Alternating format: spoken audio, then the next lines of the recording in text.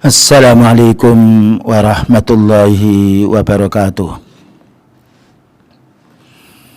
Innal hamdalillah nahmaduhu wa nasta'inuhu wa nastaghfiruh wa na'udzu billahi min shururi anfusina wa sayyiati a'malina. May yahdihillahu fala mudilla lahu ومن يضلل فلا هادي له. أشهد أن لا إله إلا الله وحده لا شريك له وأشهد أن محمدا عبده ورسوله. قال الله تعالى: يا أيها الذين آمنوا اتقوا الله حق تقاته ولا تموتن إلا وأنتم مسلمون. يا أيها الناس اتقوا ربكم الذي خلقكم من نفس واحدة وخلق منها زوجها وبث منهما رجالا كثيرا ونساء واتقوا الله الذي تساءلون به والأرحام إن الله كان عليكم رقيبا. يا أيها الذين آمنوا اتقوا الله وقولوا قولا سديدا يصلح لكم أعمالكم ويغفر لكم ذنوبكم ومن يطع الله ورسوله فقد فاز فوزا عظيما. أما بعد فإن أصدق الحديث كتاب الله وخير الهدى هدى النبي صلى الله عليه وسلم وشر الأمور محدثاتها وكل محدثة بدعة wa kulla bid'atin dolalah wa kulla dolalatin finnar. Ma'asyiral muslimin wal muslimat wal ikhwa wal akhwat, bapak-bapak dan ibu-ibu, mari kita memanjatkan puji dan bersyukur kepada Allah Subhanahu wa taala yang telah memberi nikmat kepada kita semuanya dan tidak pernah putus. Bahkan musibah ini nikmat untuk orang yang beriman. Tidak ada jeleknya untuk orang beriman. Maka ketika orang beriman mendapat dilanda suatu musibah, maka dia bersabar, fakana khairun lahu, dan itu adalah baik untuk si dia. Inilah yang harus kita syukuri. Tidak ada hidup yang jelek untuk orang beriman, sekalipun dirasakan kurang enak oleh badan kita. Terutama pada hari ini adalah memasuki kita hari yang pertama bulan Ramadan, yang mana kita tidak menjumpai keistimewaan pada bulan-bulan yang lain, melainkan pada bulan Ramadan ini. Dan ini adalah hari yang pertama, hari Jum'ah, yang itu adalah Sayyidul Ayyam, termasuk pula yaitu paling baiknya hari. Dan mari kita sambut yaitu bulan Ramadan ini dengan amalan-amalan yang dicontohkan oleh Rasulullah sallallahu alaihi wasallam. Dan juga kita berharap semoga pada bulan Ramadan ini segera penyakit yang melanda karena dosa kita, dosa manusia ini dicabutnya oleh Allah Subhanahu wa taala. Karena musibah ini datang karena sebab dosa manusia, dosa kita. Dalam satu ayat Allah telah menjelaskan, ma asaba min musibatin fabima kasabat aydikum wa ya'fu an katsir. Tidaklah musibah yang menimpa kepada kalian semuanya melainkan karena sebab dosa-dosamu. Hanya saja Allah Ta'ala memaafkan dosa kita yang banyak. Jadi corona atau COVID-19 ini karena dosanya manusia, bukan karena dosanya hewan, dan bukan juga karena dosanya yaitu tanaman-tanaman, tetapi dosanya manusia. Dan itu kita saksikan sendiri. Tidak ada makhluk yang paling banyak kerusakannya di permukaan dunia ini melainkan manusia yang tidak beriman. Dan bulan Ramadan ini dijelaskan oleh Allah Subhanahu wa taala, ya ayyuhalladzina amanu kutiba alaikumusiyam kama kutiba alal ladzina min qablikum la'allakum tattaqun. Wahai orang yang beriman, diwajibkan kalian ini siam, diwajibkan puasa sebagaimana orang dahulu Allah Ta'ala mewajibkannya. Jadi siam bukan hanya kewajiban untuk umatnya Rasulullah sallallahu alaihi wasallam saja, tetapi umat dahulu. Dan pokok di antara tujuan kita memasuki Ramadan yang diawali dengan siam dan amal soleh ini untuk membersihkan jiwa dari kemaksiatan-kemaksiatan, dari kezaliman, baik zalimnya lisan maupun zalimnya tangan atau anggota badan kita atau zalimnya hati. Dan inilah perlunya kita kaum muslimin bahwasanya la'allakum tattaqun. Semoga kalian dengan bulan Ramadan menjadi orang yang takwa, menjadi hati yang bersih, hati yang hidup. Karena Bapak dan Ibu kaum muslimin wal muslimat, bahwasanya kerusakan manusia ini terletak pada hatinya. Kalau hati ini hati orang beriman akan mewujudkan amal yang baik dan akan mewujudkan bicara yang baik dan akan pula mewujudkan pula langkah-langkah yang baik yang diridhoi oleh Allah Ta'ala. Sebaliknya kalau hati ini rusak, hati ini hitam, hati ini tertutup, maka akan berakibat kerusakan anggota badan. Bukan hanya merusak dirinya tetapi merusak umat. Kita lihat kenapa orang itu penjudi, pencuri, penzina, perampok, berbuat zalim, minum minuman keras, itu karena rusak hatinya. Maka Ramadan datang bagaimana agar hati kita ini bersih dengan keimanan, bersih dengan amal soleh, bersih dengan amal-amal yang diridhai oleh Allah Ta'ala, yang ditentukan oleh Rasulullah sallallahu alaihi wasallam. Karena itu Rasulullah sallallahu alaihi wasallam bersabda, ala at-taqwa hauna, wa asyara ila satrihi. Ketahuilah bahwasanya ketakwaan itu ada di dalam hati atau dada seseorang. Dan juga beliau bersabda, ala wa inna fil jasadi mudghah. Ingatlah di dalam tubuh manusia ini ada satu kepal daging. In salahat salahal jasadu kulluh. Jika baik satu kepal daging ini akan baik pekerjaan semua anggota badannya. Wa in fasadat fasadal jasadu kulluh. Dan jika rusak satu kepal daging ini akan rusak pekerjaannya. Ala wahiyal qalbu. Ingatlah ini adalah hati.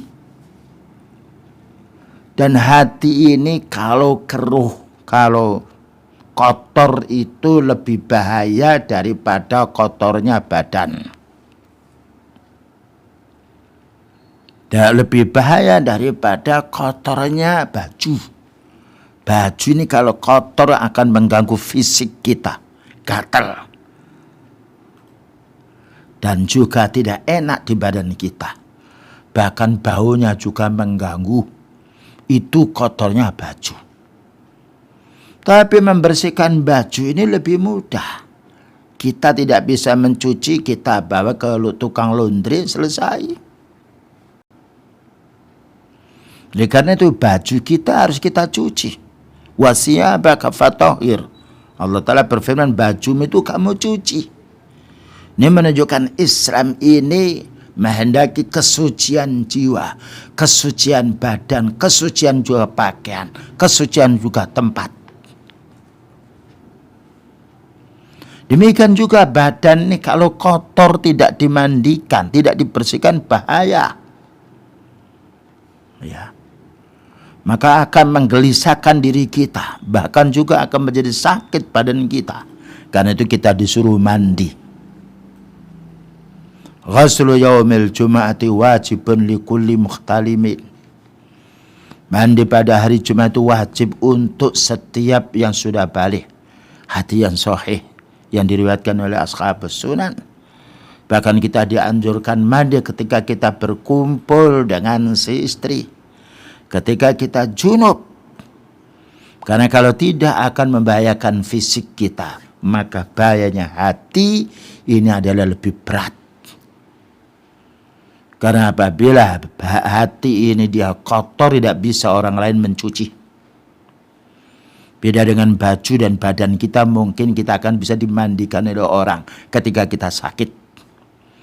Tapi hati, maka Allah Ta'ala yang memberi petunjuk kepada orang-orang atau kepada orang mukmin yang dikehendakinya, dan kita disuruh membersihkan jiwa dengan dasar ayat, yaitu dari surat Asy-Syams ayat yang nomor 7 sampai nomor 9. Maka Allah Ta'ala berfirman, wa nafsi wa ma sawwaha,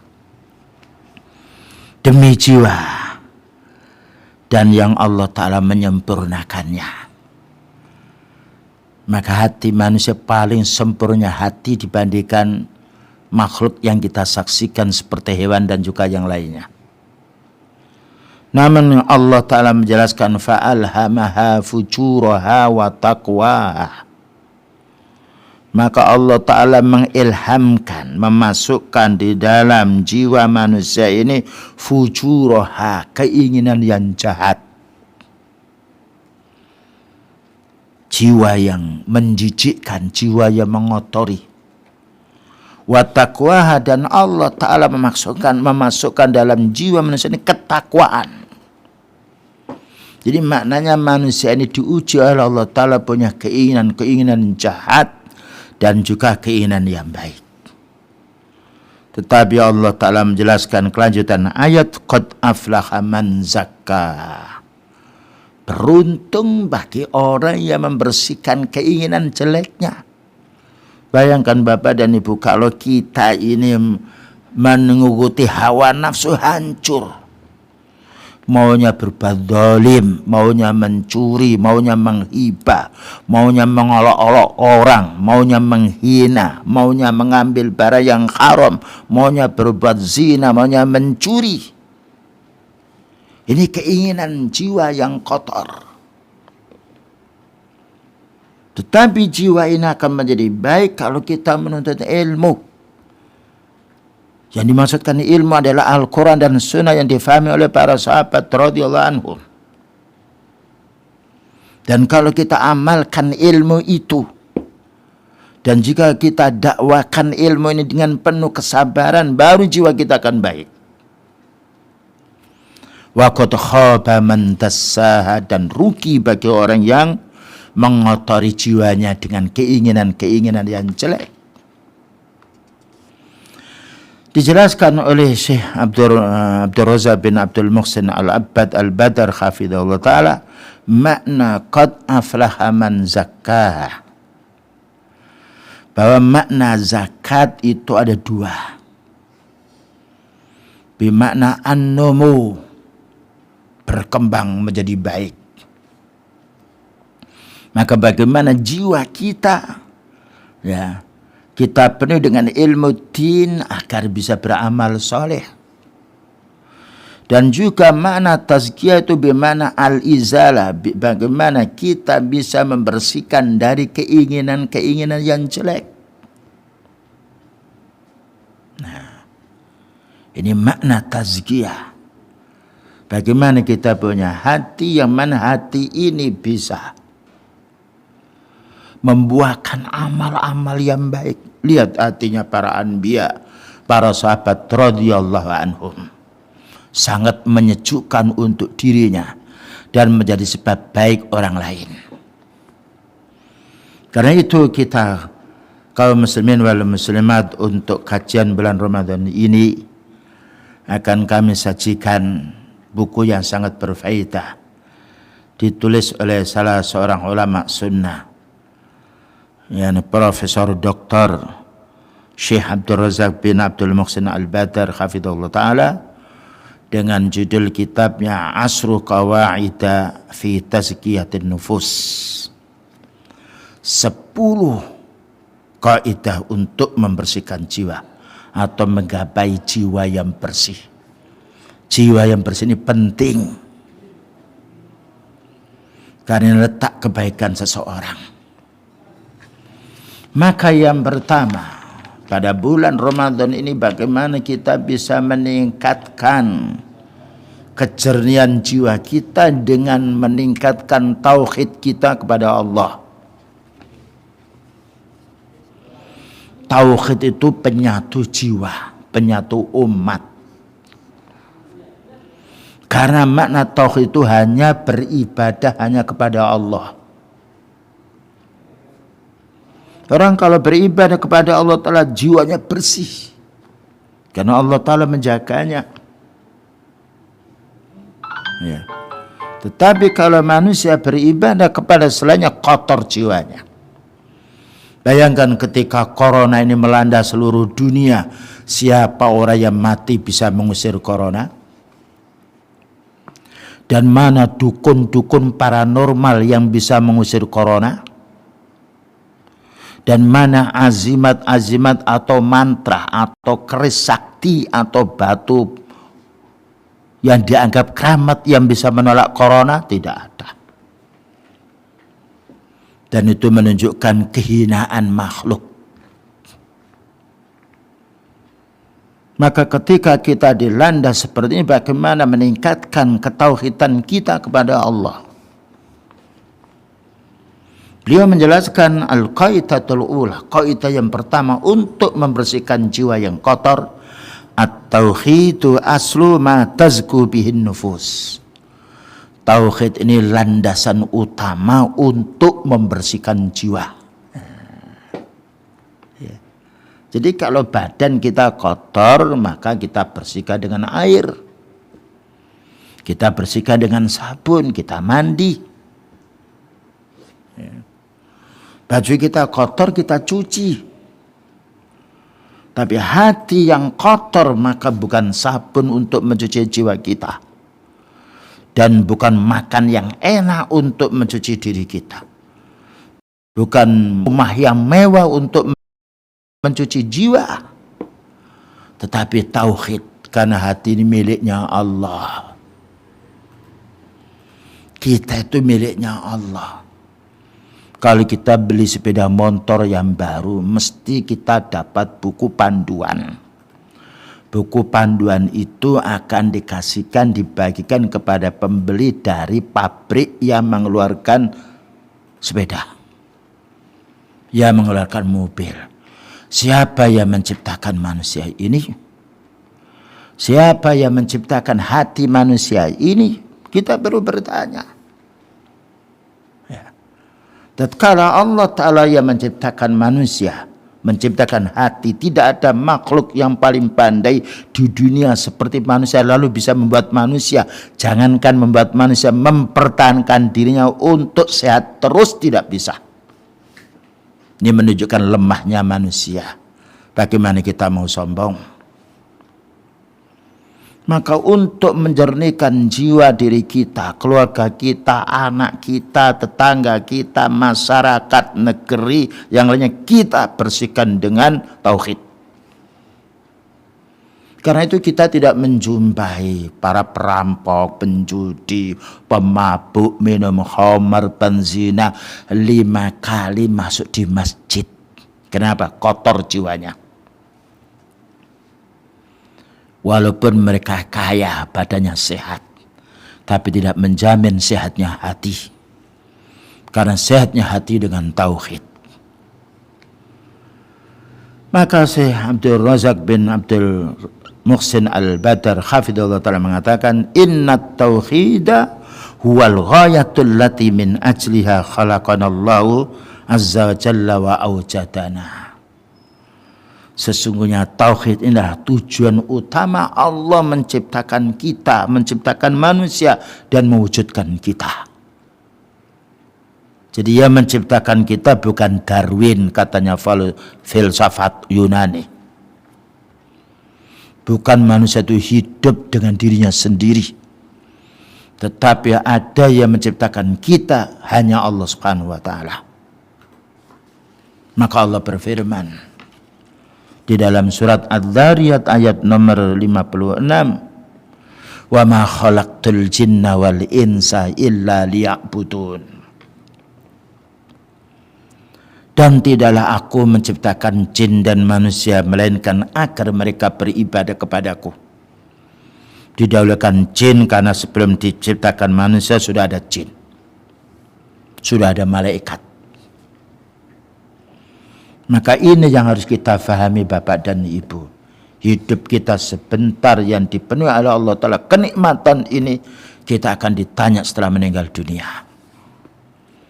Perlu difahami bahwa Allah menciptakan manusia, dipenuhi apa menjadi kebutuhan hidupnya, dan paling banyak mendapatkan nikmat dari Allah Ta'ala dibandingkan makhluk yang lain. Tujuan utama agar kita menjadi orang yang liya'buduni, agar beribadah kepada Allah. Makna al-ibadah adalah at-tauhid, liyuwahhiduni, agar mereka hanya beribadah kepada Allah, tidak beribadah kepada makhluk, tidak meminta, tidak beribadah kepada jin, tidak beribadah kepada malaikat, tidak memanggil malaikat, tidak beribadah kepada Rasulullah sallallahu alaihi wasallam, tidak beribadah pada para ulama, bahkan juga tidak beribadah kepada orang mati. Karena kita harus beribadah kepada yang hidup, yang tidak akan mati, yaitu hanya Allah. Allah berfirman, wa tawakkal 'alal hayyil ladzi la yamut. Bertawakallah kamu kepada yang hidup, yang tidak akan mati, itu hanya Allah. Inilah yang perlu kita fahami Bapak dan Ibu kaum muslimin wal muslimat. Jangan lupa tujuan Allah Ta'ala menciptakan diri kita.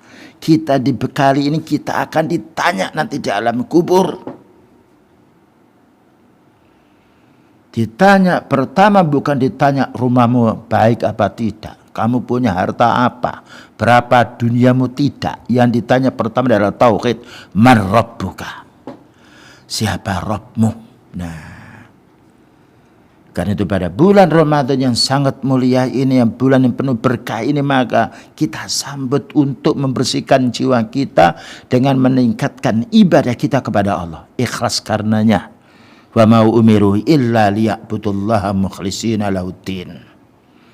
Karena manusia tidak diperintah oleh Allah Ta'ala melainkan agar beribadah kepadanya, ikhlas menjalankan din yang sangat lurus ini. Nah, inilah perlu kita menanya, sudahkah kita beribadah kepada Allah? Dan makna ibadah ini luas Bapak dan Ibu. Bukanlah ibadah ini hanya sholat, bukan hanya siam. Ibadah ini sebagaimana dijelaskan oleh Al-Imam Ibn Taimiyah rahimahullah ta'ala, ismun jami'un li kulli ma yuhibbuhu Allah wa yardahu minal a'mali dhahirati wal batinati. Segala aspek kehidupan kita, apa yang kita kerjakan yang diridhai oleh Allah Ta'ala dari perkataan kita atau perbuatan kita. Mata ini bisa beribadah kepada Allah Ta'ala ketika kita membaca Al-Quran, ketika kita melihat yang baik. Telinga ini harus beribadah kepada Allah ketika mendengarkan taklim, mendengarkan nasihat-nasihat. Maka mulut ini beribadah kepada Allah ketika dia istighfar membaca Al-Quran, ketika berdoa, ketika menasihati. Tangan ini beribadah kepada Allah Ta'ala ketika kita makan dengan tangan kanan kita. Kaki ini beribadah kepada Allah Ta'ala ketika kita masuk WC mendahulukan yang kiri, keluar mendahulukan yang kanan, masuk masjid mendahulukan yang kanan. Semua anggota badan kita harus beribadah kepada Allah, agar kita kelak nanti diambil oleh Allah Subhanahu wa Ta'ala menghadap malaikat atas pertanyaan mungkar nakir, kita selamat. Dan karena hidup kita kaum muslimin sebentar, tidak lama hidup di dunia, mati pun juga sebentar. Ketika dicabut nyawa kita lalu diantarkan ke alam kubur, setelah pengantar pergi kita sudah dihidupkan oleh Allah Ta'ala, dibangunkan oleh dua malaikat dan ditanya. Ini harus kita fahami sebagai bukti keimanan kita kepada hari akhir. Di antaranya mengimani adanya azab dan nikmat kubur atau pertanyaan malaikat kepada ahli kubur. Demikian juga ibadah dijelaskan pula oleh Al-Imam Ibnu Katsir rahimahullah ta'ala, al-imtisalu bi awamirihi wajtinabu nawahihi. melaksanakan perintah-perintahnya Allah Ta'ala yang wajib maupun yang sunnah, yang kita dapati di dalam Al-Quran atau di dalam hadis Rasulullah Sallallahu Alaihi Wasallam, meninggalkan pula apa yang dilarang oleh Allah Ta'ala di dalam Al-Quran maupun di dalam hadis. Ini adalah ibadah. Berarti ibadah ini butuh ilmu, karena ibadah ini perintahnya Allah, dan Allah Ta'ala merintah kita beribadah harus dengan dasar ilmu. Fa'lam annahu la ilaha illallah. Berilmulah kamu menjadi orang yang ahli tauhid. Dan amalan yang tidak ada ilmunya ditolak. Wala taqfu ma laysa laka bihi ilmun. Jangan kamu beramal, berbicara yang kamu tidak punya ilmu. Dan juga Rasulullah SAW bersabda, man amila amalan laysa alaihi amruna fahuwa raddun. Barang siapa yang beramal yang tidak ada tuntunan dari Rasulullah SAW, maka ditolak. Jadi di antara syarat diterimanya orang yang beramal bagi kaum muslimin adalah ikhlas karena Allah. Yang nomor 2 sesuai dengan sunnah Rasulullah SAW. Inilah makna ibadah. Termasuk kita membantu keluarga, membantu saudara, membantu fakir miskin. Ya, ini bagian daripada ibadah pula. Ya, urusan dunia kita mencari rezeki, kalau kita niat kita, nah, mencari ridha Allah Ta'ala bagian daripada ibadah. Termasuk menjaga kebersihan, menjaga kesehatan. Jika kita membantu masyarakat kesehatan ini, itu dan yang lainnya, niatnya ikhlas karena Allah Ta'ala, dan kita orang beriman dari hasil yang halal, bagian daripada ibadah. Wa huwa aidan muhawwiru da'watil anbiya wa rusul. Demikian juga tauhid ini merupakan medan dakwanya para anbiya dan rusul. Jadi dakwanya para anbiya bukan mengajak kita menjadi orang kaya dulu, bagaimana yaitu menjadi orang yang mewah hidupnya. Tidak. Pertama yang disampaikan para utusan Allah Ta'ala di dalam dakwanya adalah tauhid. Ya. Jadi para utusan Allah Ta'ala tidak ada yang mengajak sembahlah saya ini, beribadahlah kamu kepada saya, berlindunglah kamu kepada saya, mintalah kamu kesembuhan kepada saya. Tidak ada. Karena para anbiya sendiri sakit. Bayangkan Nabi Ibrahim alaihissalam ketika sakit, wa idza maridtu wa huwa yashfin. Ketika saya sakit, hanya Allah Ta'ala yang menyembuhkan. Kita tidak boleh minta kesembuhan kepada malaikat, karena malaikat makhluk. Malaikat itu butuh kepada Allah. Tidak boleh minta kesembuhan kepada Rasulullah Sallallahu Alaihi Wasallam, karena beliau pada saat hidupnya pernah sakit. Bahkan panasnya 2 kali lipat dibandingkan panasnya para sahabatnya. Nah, minta kesembuhan kepada Allah. Memohon agar dicabut wabah corona ini hanya kepada Allah. Karena kita tidak boleh berdoa kecuali kepada Allah. Allah Ta'ala berfirman, ud'uni astajib lakum. Berdoalah kamu kepadaku, aku akan mengabulkan. Allah Ta'ala berfirman, fala tad'u ma'allahi ahada. Jangan kamu berdoa jangan kamu berdoa bersama Allah Ta'ala ini dengan sesuatu makhluknya. Tidak boleh. Kita hanya memanggil Allah ya Rabbi. Tidak boleh ya Abi, wahai bapakku yang telah meninggal dunia. Ya. Oleh karena itu Rasulullah SAW mengajari anak kecil, yaitu anak pamannya yang namanya yaitu Abdullah ibnu Mas'ud.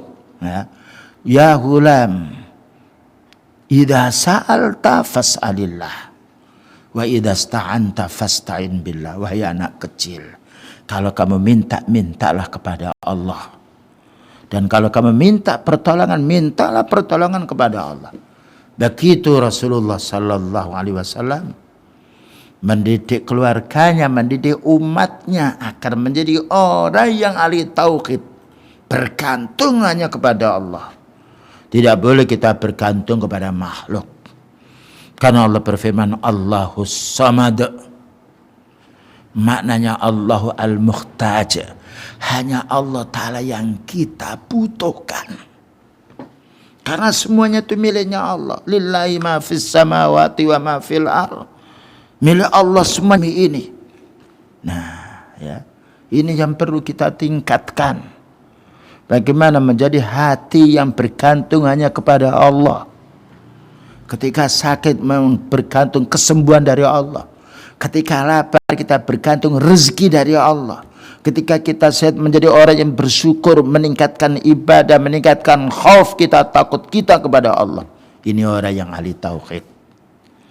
Maka Allah Ta'ala memberitahu kepada kita misi dakwanya para utusan Allah.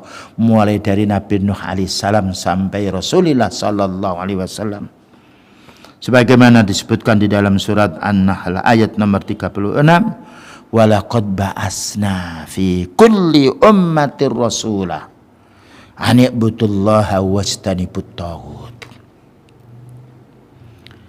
Walaqad ba'asna, dan sungguh kami telah mengutus, katanya Allah Ta'ala, fi kulli ummatin, setiap umat, rasulan, seorang utusan.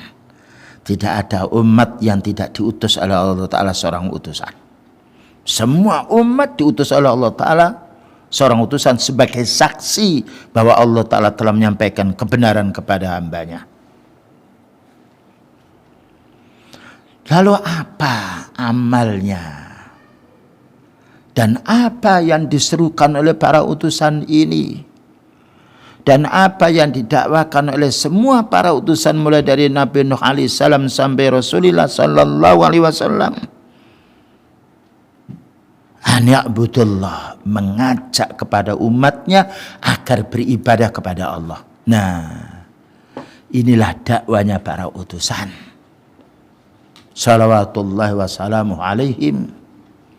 Semoga keselamatan dan juga kesejahteraan kepada para anbiya, para utusan Allah Subhanahu wa Ta'ala. Ini dakwah para utusan, mengajak umat untuk beribadah hanya kepada Allah, bukan mengajak umat supaya beribadah kepada dirinya, bukan mengajak umat supaya menyembah kepada dirinya, tetapi mengajak umat agar bertauhid kepada Allah Subhanahu wa Ta'ala. Ini peringatan untuk para dai, para ulama yang mengaku pengikutnya Nabi Muhammad sallallahu alaihi wasallam. Dakwah utama harus tauhid. Tetapi dakwah tauhid ini Bapak dan Ibu resikonya besar. Karena musuhnya adalah syirik, musuhnya orang musyrik, musuhnya orang kufar. Namun ketika kita berdakwah tauhid, modal kita bersabar dan takwa, tawakal kepada Allah, menang kita. Allah berfirman, wa in tasbiru wa tattaqu la yadurrukum kaiduhum syai'ah. Itu janji Allah yang harus dipegang oleh para dai, para asatidz yang menyampaikan sunnah. Wa in tasbiru, jika kamu mau bersabar, wa tattaqu, dan bertakwa. Kita disuruh bersabar kaum muslimin, para dai, para asatidz, karena ada musibah. Mana mungkin Allah Ta'ala menyuruh kita bersabar kalau tidak ada ujian, tidak ada bala? Dengan adanya musibah ini kita disuruh bersabar. Karena Allah akan menolong orang bersabar. Innallaha ma'as sabirin. Sesungguhnya Allah Ta'ala akan menolong orang bersabar. Lihat para anbiya di dalam dakwah pertamanya menghadapi tantangan yang berat, menghadapi orang-orang yang kuat dan orang-orang yang kaya. Dicaci maki, diusir dan yang lain, tetapi kemenangan wal akibatul lil muttaqin, katanya Allah Ta'ala. Kemenangan berakhir untuk orang yang beriman, orang bertakwa. Lihat kehancuran Fir'aun. Ketika melawan dakwah tauhid, dakwanya Nabi Musa alaihissalam, ditenggelamkan Fir'aun dengan bala tentaranya yang kufur. Yang diselamatkan adalah Nabi Musa alaihissalam. Lihat dakwanya Nabi Nuh alaihissalam ketika mendakwai umatnya agar meninggalkan kesyirikan. dan akan menjadi orang yang ahli tauhid ketika ditantang, ditenggelamkan oleh Allah Ta'ala kaumnya Nabi Nuh alaihissalam, diselamatkan Nabi Nuh alaihissalam dan juga kaum yang beriman. Wal akibatu lil muttaqin, akibat yang baik, pungkasan yang baik hanya untuk orang bertakwa. Inilah yang perlu kita tanamkan untuk kita yang beriman. Wa in tasbiru, jika kamu bersabar. Bersabar kita hanya sebentar, tidak seperti bersabarnya dakwanya Nabi Nuh alaihissalam 650 tahun. Wa tattaqu, yang nomor 2, kita tetap istiqamah takwa, melaksanakan perintahnya Allah Ta'ala yang wajib dan juga sunnah, meninggalkan larangannya. Puncaknya larangan adalah syirik, kemudian bid'ah, kemudian kemaksiatan. Jika dua ini kita laksanakan dengan baik, la yadurrukum kaiduhum syai'a, tipu daya mereka tidak akan bisa membahayakan dirimu. Subhanallah. Karena apa? Allah hanya menolong hamba yang beriman. Dzalika bi anna Allaha maulal ladzina amanu wa annal kafirina la maula lahum. Disebutkan di dalam surat Muhammad. Yang demikian itu karena Allah hanya menolong hamba yang beriman, yang bertauhid, yang mengamalkan sunnah. Wa annal kafirina la maula lahum, sesungguhnya orang kafir walaupun memiliki kekuatan fisik, memiliki wilayah yang luas, kekuatan itu tidak punya wali. Wa annal kafirina la maula lahum, sesungguhnya orang kafir itu tidak ada penolongnya. Lihat ketika Allah Ta'ala menguji kita dengan corona, kekuatan apa yang disampaikan oleh mereka telah dicoba tapi tidak bisa mengalahkan kehendak Allah. Satu bukti kaum muslimin, ini masih musibah ringan. Belum musibah ketika idza zulzilatil ardu zilzalah, ketika bumi digoncang oleh Allah Ta'ala dengan kegoncangan yang kuat. Wa akhrajatil ardu asqalaha, ketika isi bumi ini keluar semuanya, tidak ada yang bisa menyelamatkan dirinya. Yauma la yanfa'u malun wala banun illa man atallaha biqalbin salim.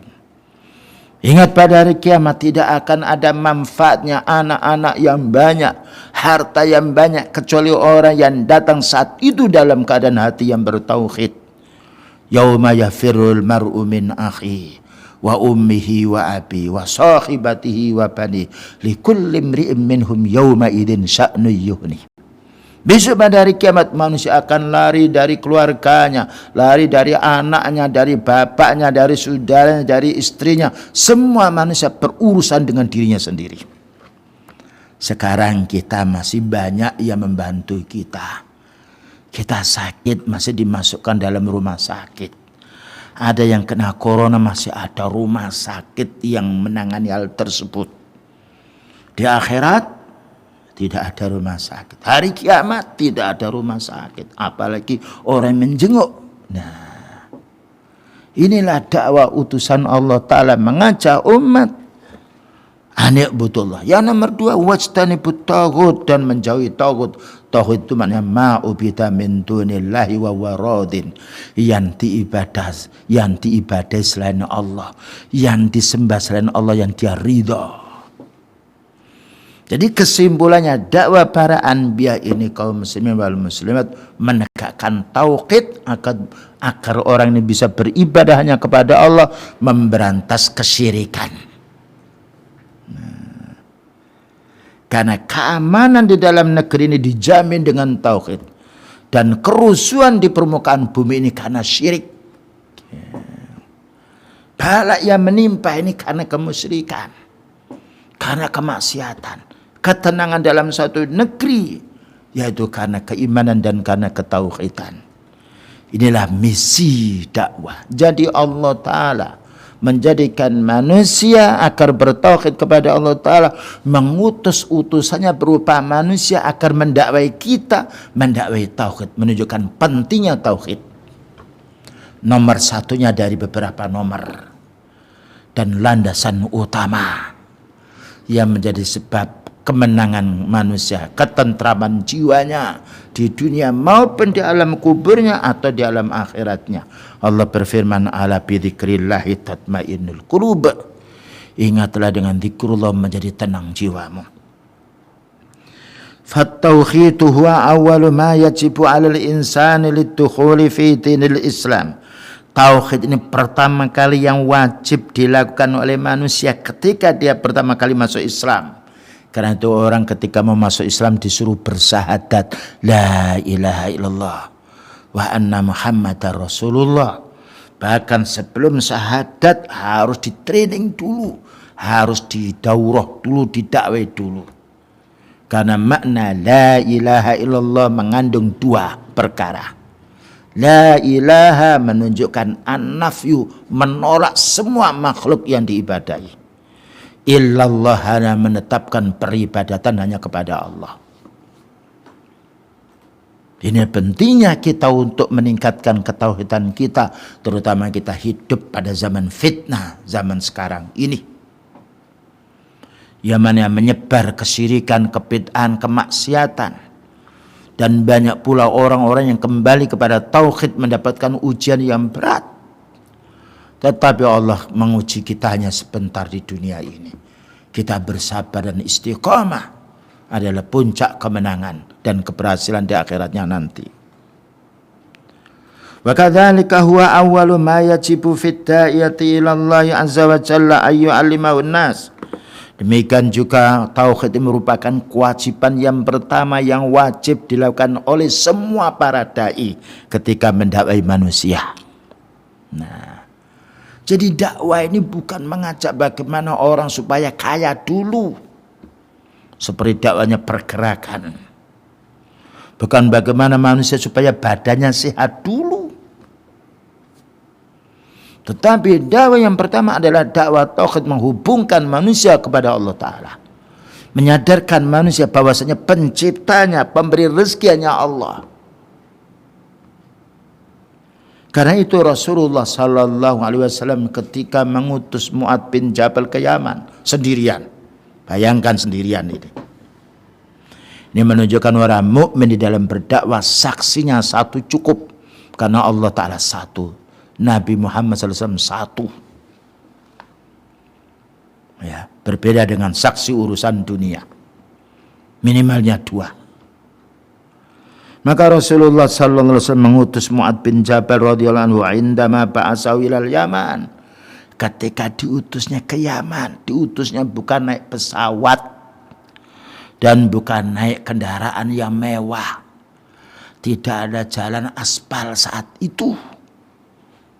Dai sekarang ini mewah-mewah dia. Dibandingkan 30 tahun yang lalu jauh. Sekarang mobilnya jalan sudah enak, naik pesawat. Dulu berapa banyak para dai bonceng di truk, tidurnya di terminal karena tidak ada kendaraan. Sekarang dakwah, subhanallah. Allah Ta'ala memberikan kenikmatan. Tapi nikmat ini akan ditanya oleh Allah. La tus'alunna yawma idzin 'anil na'im. Kalian akan ditanya oleh Allah Ta'ala nikmat yang Allah Ta'ala berikan kepada kalian semuanya. Bukan ditanya mana nikmatnya, tetapi akan ditanya digunakan apa kenikmatan itu. Maka apa pesannya Rasulullah Sallallahu Alaihi Wasallam? Mengutus Mu'adz bin Jabal hanya satu orang ini agar pergi ke Yaman. Perjalanan cukup lama. Apa wasiatnya? Innaka taqdamu ala qaumin min ahlil kitab. Kamu nanti akan mendatangi kaum dari ahli kitab, yaitu orang Yahudi, Nasrani, orang Majusi juga. Nah, ini mad'unya. Jadi Mu'adz bin Jabal radhiyallahu anhu diutus oleh Rasulullah SAW berangkat ke Yaman, ya, sendirian, dimodali dengan ilmu din, dan beliau memerintah kepada yaitu Mu'adz bin Jabal memberitahu yang kamu dakwai ini wahai Mu'adz orang ahli kitab, orang paling ngeyel, yaitu orang Yahudi dan orang Nasrani kufar. Kenapa kita katakan orang Yahudi kafir? Karena waqalal Yahudi waqalatil Yahudu Uzair ibnullah. Katanya orang Yahudi, Uzair itu anaknya Allah. Padahal Allah berfirman, lam yalid wa lam yulad. Dan orang yang paling banyak punya ilmu yang jeli, menipu orang. Yuharrifuna al-kalima amma wadhihi. Pekerjaannya bolak-balik dalil. Dan juga orang Nasrani, orang yang menyembah Isa. Bertuhan tiga, Tuhan Bapa, Tuhan Ruhul Kudus, Tuhan Anak. Subhanallah. Tapi karena kuatnya imannya sahabat Mu'adz bin Jabal, karena penolongnya hanya Allah, ini yang menjadi sebab beraninya untuk pergi sendirian. Mendakwai bukan mendakwai orang awam, bukan mendakwai orang yang sudah masuk Islam, tetapi mendakwai orang Yahudi dan orang Nasrani. Lalu apa wasiatnya Rasulullah sallallahu alaihi wasallam kepada sahabat Mu'adz bin Jabal pergi ke Yaman ini? Falyakun awwala ma tad'uhum ilaihi falyakun awwala ma tad'uhum ila ayyuakhidullah ta'ala. Wahai Mu'adz, aku pesankan kepada dirimu, pertama kali yang kamu serukan kepada penduduk Yaman itu, serulah mereka agar beribadahnya kepada Allah. Supaya meninggalkan peribadatan kepada makhluk.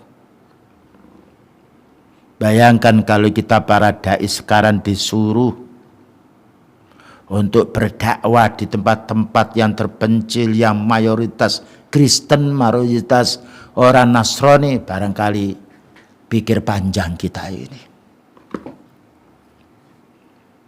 Ya. Tetapi karena kuatnya tauhid dan manfaatnya dakwah ini, tidak ditolak oleh Mu'adz bin Jabal radhiyallahu anhu. Karena ini adalah kewajiban dari Allah. Karena Allah Ta'ala mensifat orang mu'min wal mu'minuna wal mu'minatu ba'duhum awliya'u ba'din ya'muruna bil ma'ruf wa yanhauna 'anil munkar. Orang mukmin laki-laki dan perempuan adalah wali satu sama yang lainnya, dekat tidak boleh menjauh. Saling mencintai bukan saling membenci, dan juga saling yaitu ta'awun, gotong royong dalam hal apa? Ya'muruna bil ma'ruf, memerintahkan yang ma'ruf. Puncaknya ma'ruf adalah tauhid. Wa yanhauna 'anil munkar, dan membendung kemungkaran. Puncaknya kemungkaran adalah syirik. Ini yang diperintahkan oleh Rasulullah SAW, yang Rasulullah SAW memerintahkan kepada sahabatnya Mu'adz bin Jabal ketika dakwah di negeri Yaman. Falyakun awwala ma tad'uhum ila ayyuakhidullah. Hendaklah pertama kali yang kamu serukan kepada mereka, hendaknya bagaimana mereka meninggalkan semua kesyirikan itu dan hanya beribadah kepada Allah Subhanahu wa taala. Dan ini menunjukkan wajibnya kita orang punya ilmu, mendahulukan tauhid sebelum yang lainnya. Fa'lam annahu la ilaha illallah. Ketahuilah tidak ada ilmu yang wajib kita dahulukan untuk kita pelajari dan untuk kita sampaikan kepada umat melainkan tauhid. Karena tauhid ini tidak merusak negeri, tidak merusak masyarakat. Bayangkan para sahabat kaum muslimin wal muslimat. Sebelum mereka masuk Islam, sebelum mereka bertauhid, menjadi orang paling jahatnya makhluk. Wanita dizinai, dijual belikan. Yang kuat yang menang, yang lemah yang hancur. Pembunuhan, pencurian. Maka Allah ketika mereka masuk Islam berganti menjadi yaitu masyarakat yang tenang. Wadhkuru ni'matallahi 'alaikum id kuntum a'da'an fa'alafa baina qulubikum fasbahtum bi ni'matihi ikhwana. Maka Allah mengingatkan kepada para sahabat sebelum masuk Islam.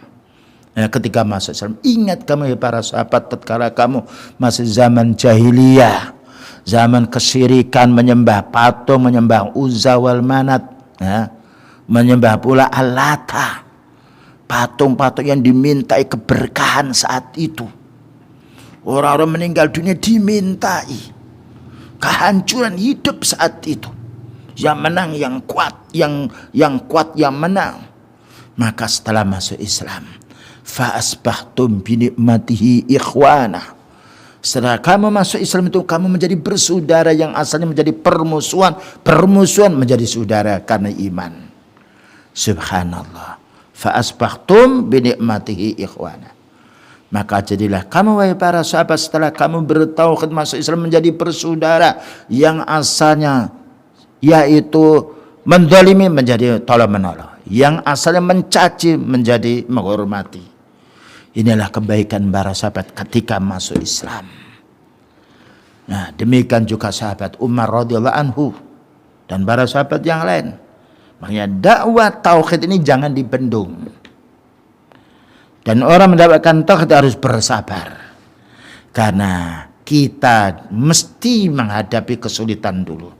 Karena kemudahan itu datang setelah kesulitan. Insya Allah setelah corona ini datang akan ada kemudahan. Karena Allah Ta'ala sudah berjanji, inna ma'al usri yusra. Sesungguhnya setelah kesulitan itu ada kemudahan.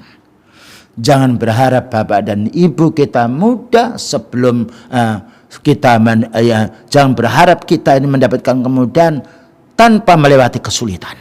Lihat orang yang kaya, dia asalnya jerih payah dulu. Ya. Kemudian diperoleh setelah kesulitan. Kemenangan diperoleh setelah mendapatkan bala dan ujian. Bayangkan para utusan Allah Ta'ala ketika berdakwah diuji sekian banyak. Diuji al-khawf wal-ju' wa naqsi minal amwali wal anfusi was samarat. Diuji rasa ketakutan. Diuji kemiskinan. Diuji wabah, diuji penyakit. Tetapi karena tauhid ini yang menjadi pegangan mereka, mereka tetap istiqomah di atas yang hak. Dan juga Allah Ta'ala memberikan penjelasan kepada kita semuanya, bahwasanya ketentraman hidup di dalam rumah tangga, apapun tergantung dengan tauhid. Allah berfirman di dalam surat Al-An'am ayat nomor 82. Alladzina amanu wa lam yalbisu imanahum bidzulmin ulaika lahumul amnu wa hum muhtadun. Alladzina amanu, orang-orang yang beriman, yaitu orang bertauhid.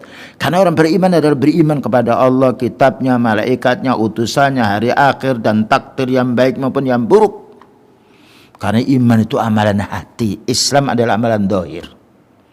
Dan iman lebih tinggi daripada Islam. Karena belum tentu orang mengamalkan Islam hatinya iman. Orang munafik mengamalkan Islam. Wa idza qamu ila sholati qamu kusala. Orang munafik itu mau sholat tapi malas.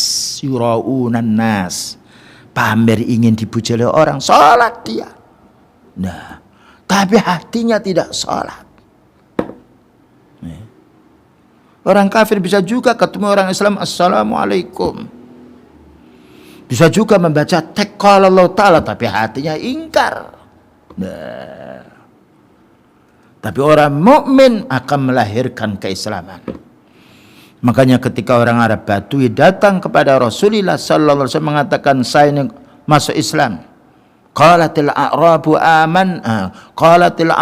amanna qul lam tu'minu walakin qulu aslamna. Ketika orang Arab Badui berkata kepada Rasulullah sallallahu alaihi wasallam, wahai Nabi kami sudah beriman. Beriman. Apa katanya Allah Ta'ala? Qul lam tu'minu. Katakan kalian itu belum beriman. Walakin qulu aslamna. Tetapi kami sudah Islam. Dia menunjukkan derajat iman melebihi tinggi daripada derajat Islam itu sendiri. Karena Islam itu amalan zahir yang kadang kala tidak disertai amal batin seperti orang munafik. Wa idza laqul ladzina amanu qalu amanna. Orang munafik itu ketika berjumpa kepada orang mukmin dia mengatakan beriman. Wa idza khalau ila syayatinihim qalu inna ma'akum innama nahnu mustahzi'un. Ketika orang munafik datang kepada kelompok-kelompok mereka, oh saya ini bersama kamu, saya hanya mentertawakan mereka. Maka Allah menjanjikan keamanan diri kita, keamanan keluarga kita, keamanan dalam satu daerah. Alladzina amanu, orang-orang bertauhid, walam yalbisu imanahum bidzulmin, dan tidak mencampuri tauhid mereka dengan kedzaliman. Puncaknya kedzaliman adalah syirik. Sebagaimana Allah berfirman dalam surat Luqman, innasyirka ladzulmun adzim. Sesungguhnya syirik ini adalah kedzaliman cukup besar. Musibah besar di dunia, musibah besar nanti di akhiratnya pula. Siapa yang bertauhid dan tidak mencampuri imannya dengan tauhid, dengan syirik, ulaika lahumul amnu. Nah, ini orang dijamin aman. Wahum muhtadun, dan mereka akan mendapatkan petunjuk. Para ulama sunnah mengatakan aman di akhiratnya. Ada lagi mengatakan aman di dunia, mana aman hatinya. Walaupun toh banyak orang yang sifatnya keinginan jahat kepada mereka, tapi dijamin aman. Karena hakikatnya keamanan itu keamanan hati. Ketentraman itu ketentraman jiwa. Ala bidzikrillahi tatmainnul qulub. Ingatlah dengan zikrullah, dengan tauhid akan menjadi tenang jiwamu. Bayangkan kalau hati ini sudah resah, makan yang disajikan enak apapun, walaupun punya mobil, punya villa, tapi kalau hatinya resah, gelisah si dia. Ternyata kenikmatan itu kenikmatan iman. Karena orang sudah kuat nikmatnya, walaupun dia hanya mendapatkan nasi tanpa lauk, sudah merasakan nikmat, karena itu dari Allah. Walakin Allah habbaba ilaikumul iman wa zayyanahu fi qulubikum. Tetapi Allah yang membuat dirimu itu senang dengan iman, dan Allah Ta'ala menghiasi jiwamu itu, menghiasi hidupmu dengan iman. Subhanallah. Karena itu para anbiya tidak ada yang iri, para ulama sunnah tidak ada yang iri. Kenapa orang kafir bisa membuat ini buat itu? Karena semuanya akan ditinggalkan ketika mati. Di dunianya tidak bisa dirasakan kenikmatan semuanya. Perutnya orang kaya miskin sama. Bahkan sekarang berapa banyak orang itu menjauhi nasi, menjauhi makan enak karena takut sakit fisiknya. Tetapi orang yang hidup jiwanya, yang bertauhid hatinya menjadi tenang walaupun toh kena sakit. Karena sakitnya orang mukmin menghapus pahala, menghapus dosa.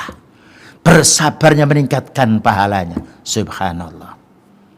Dengan dasar hadis Rasulullah SAW, Inna Allah idha akhabba qawman ibtalahum. Apabila Allah Ta'ala mencintai satu kaum, diujinya. Wahum muhtadun, dan orang ahli tauhid ini akan mendapatkan petunjuk dari Allah di dunianya. Ditunjukkan ketika banyak masalah fitnah, dia dengan tauhidnya istiqamah, tidak ada kegoncangan. Karena orang bertauhid dilindungi oleh Allah, diberi petunjuk oleh Allah, diingatkan kepada yang baik, dijauhkan dari keinginan yang jelek. Subhanallah. Tauhid ini Bapak dan Ibu tidak bisa dibeli. Tidak ada toko jual tauhid. Kalau kitabnya ada, tapi kalau tidak dibaca sama saja dengan tidak membeli. Karena tauhid ini adalah keyakinan. Tauhid ini adalah ucapan. Tauhid ini adalah amal yang murni hanya beribadah kepada Allah Ta'ala dengan menjauhi segala bentuk macam kesyirikan. Begitulah Bapak dan Ibu. Mari kita sambut bulan yang dimuliakan oleh Allah Ta'ala.